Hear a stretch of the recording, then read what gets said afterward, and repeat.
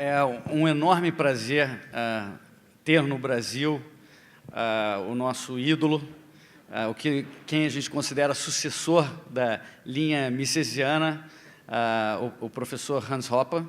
O professor Hans Hoppe, ele, para quem não conhece, eu duvido que tenha alguém aqui que não o conheça, mas ele avançou, entre outras contribuições, ele avançou muito a teoria do direito natural, através da teoria da ética argumentativa que ele desenvolveu, baseada em Habermas, que foi professor dele. E então é uma enorme honra apresentar o professor Hans Hermann Hoppe, que é membro sênior do Ludwig von Mises Institute, fundador e presidente da Property and Freedom Society, editor do Journal of Libertarian Studies e coeditor do periódico Review of Austrian Economics. Recebeu o PhD e fez seu pós-doutorado na Goethe University em Frankfurt, Alemanha. E é o autor, entre outros trabalhos, de uma teoria sobre socialismo e capitalismo, Democracy, The God That Failed, and the Economics and Ethics of Private Property. Professor Hoppe.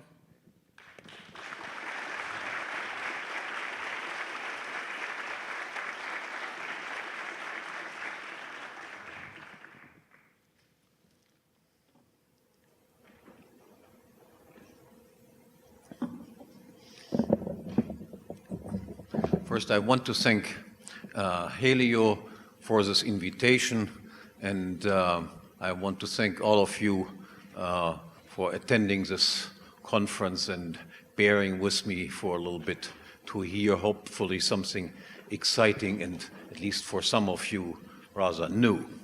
Let me begin by briefly talking about what I refer to as the problem of social order. Imagine Robinson Crusoe alone on his island. Robinson Crusoe can do on his island whatever he wants. The problem of social cooperation, the problem of orderly human conduct simply does not arise for him.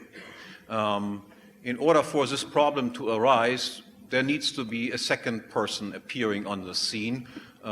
So Friday appears on the scene. Now imagine that this island is like the Garden of Eden. There exists a superabundance of goods. Everything is available for free, just as the air that we breathe is typically available for free. As long as this is the case, obviously, no conflicts can arise between Robinson Crusoe and Friday, because whatever one person does, he never takes anything away from anyone else. The current supply of goods for him is as high as it was initially, and there are as many goods left over for Friday as there were before. A conflict between Robinson Crusoe and Friday can only arise insofar as goods are scarce, insofar as goods do not exist in superabundance. In the Garden of Eden, there exist only two things that are scarce, and only two types of conflicts can arise. What is scarce, even in the Garden of Eden, where there exists a superabundance of everything else, what is scarce in the Garden of Eden is, on the one hand, my own physical body, I have only one of it, and the standing room where my body rests. If Robinson Crusoe wants to do something with Friday's body, or Friday wants to do something with Robinson Crusoe's body, if Robinson Crusoe wants to stand exactly at the place where Friday stands, then a conflict arises because there is a scarcity of goods. And we would need, in the Garden of Eden, then also rules of peaceful human cooperation, of orderly human cooperation, in order to avoid these types of conflicts that I just characterized. And in the real world, which is characterized, of course, while all around scarcity, where everything is scarce, we would need rules that make it possible that conflicts can be avoided with respect to all sorts of scarce goods. Now, in the history of social and political thought, all sorts of, and this problem, how we arrange peaceful relations vis-à-vis scarce goods, is what I call the problem of social order. In the history of social thought, all sorts of proposals have been made how we solve this problem of social order. And because a multitude of proposals has been made, many people have thought there is no unique, no one correct solution to the problem of social order.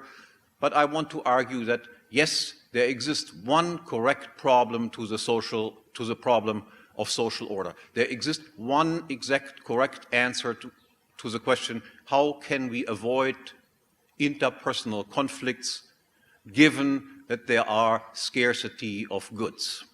Let me just outline briefly what the correct solution is. It is a solution that has been known for a long period of time. It has been somewhat refined in the course of the centuries, but the solution is rather simple, as you will recognize very quickly. Let me formulate first the solution for the Garden of Eden, for paradise. There we only need one rule, and that rule is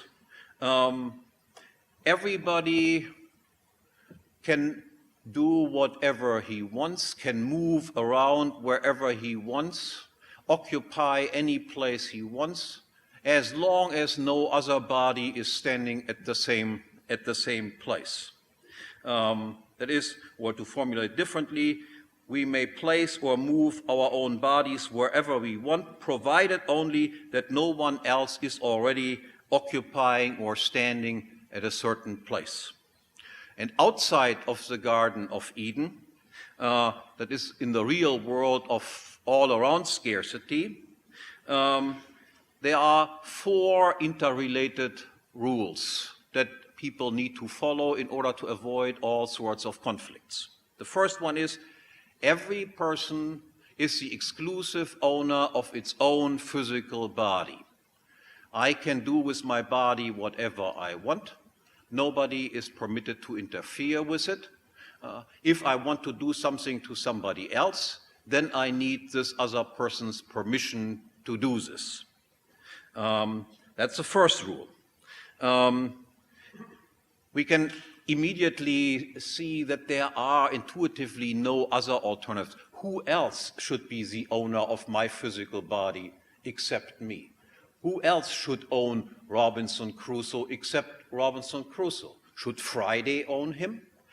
Or should Friday and Robinson Crusoe own each others jointly? But then immediately you see that this does not avoid conflicts, that causes conflicts. It makes conflicts, so to speak, permanent.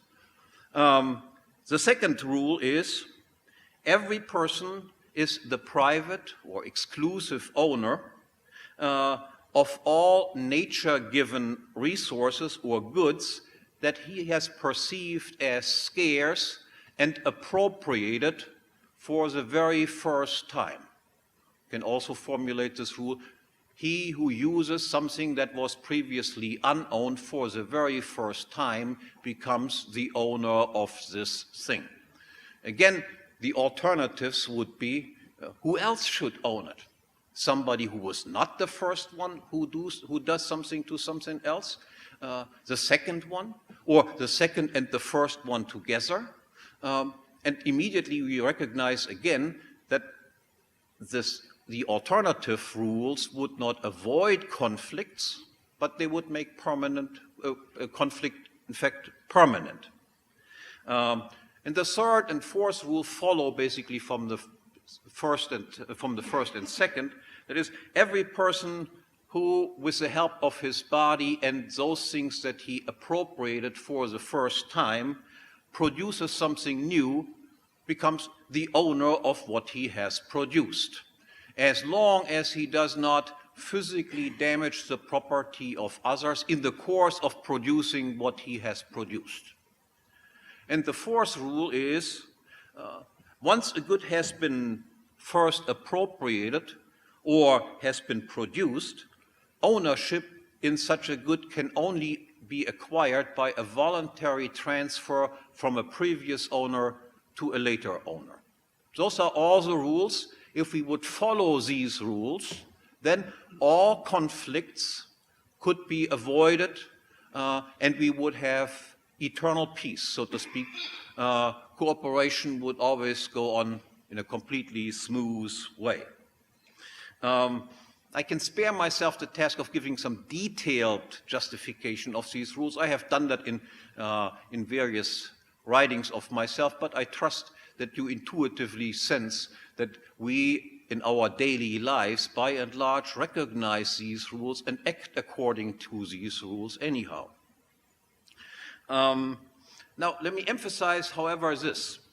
Contrary to the frequently heard claim that the institution of private property, as I described it, private property in bodies, private property in previously unowned things, and so forth, in contrast to the frequently heard claim that private property is just a convention, I want to emphasize that this is definitely not the case.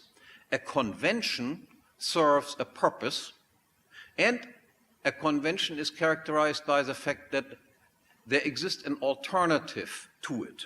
For instance, the Latin alphabet, which we use, serves the purpose of written communication. And there exists an alternative to it. We have, for instance, a Cyrillic alphabet that we can use instead of using the Latin alphabet.